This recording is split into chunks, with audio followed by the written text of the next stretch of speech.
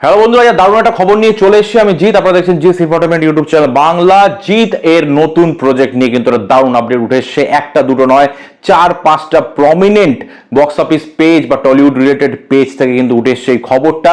একটা দুটো জায়গা থেকে এলে কিন্তু এটা কিছুটা ডাউট থাকতো, কিন্তু এখন কিন্তু বোঝাই যাচ্ছে এটা কিন্তু প্রায় কনফার্মের দিকে যাচ্ছে। এবং এটা রেবেল নয়, এটা কিন্তু দ্য লায়ন। লায়ন বলে একটা ছবি আসতে চলেছে জিতে, যার ওয়ার্কিং টাইটেল রাখা হয়েছে, যেটা চেঞ্জও হতে পারে। এবং এই ছবিটা কিন্তু একটা বিশাল প্রজেক্ট, যেখানে জাজ মাল্টিমিডিয়া এবং জিৎ ফিল্ম বক্স একসাথে কোলাবোরেট করবে।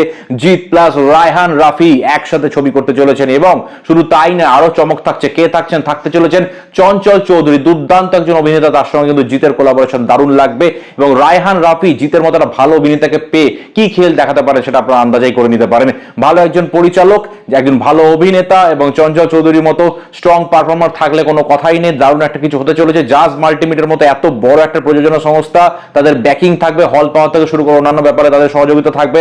প্লাস জিৎ ফিল্ম ওয়ার্কস কলকাতার অন্যতম বড় প্রোডাকশন হাউস। সুতরাং এই প্রজেক্টটা কিন্তু ধামাকা হতে চলেছে। ওয়ার্কিং টাইটেল রাখা হচ্ছে দ্য লায়ন বা লায়ন। এটা কিন্তু একটা দারুণ প্রজেক্ট এবং ঈদ 2025কে টার্গেট করে কিন্তু করা হচ্ছে। এবং এটা সম্ভবত দু দেশেই কিন্তু রিলিজ হবে। তাহলে কিন্তু ভয়ানক একটা কিছু বক্স অফিস আসতে চলেছে বলেই আমি মনে করছি, কারণ এটা দারুণ একটা বড় প্রজেক্ট হবে। এবং জিৎ কিন্তু এখন কোনো ছোটখাটো প্রজেক্টে হাত দিচ্ছে না, তিনি সমস্ত কাজে তার এখন বড় গ্র্যান্ড লেভেলে, সেটা প্যান ইন্ডিয়া হোক বা দুই দেশে রিলিজ হোক। সুতরাং লায়নকে নিয়ে প্রচন্ড এক্সাইটেড। আপনারা কতটা এক্সাইটেড এই ছবিটাকে নিয়ে? এটা ঈদ 2025 আসতে পারে বলে অনুমান করা হচ্ছে। ভিডিওটি ভালো লাগলে চ্যানেলটি সাবস্ক্রাইব করে পাশে থাকবেন।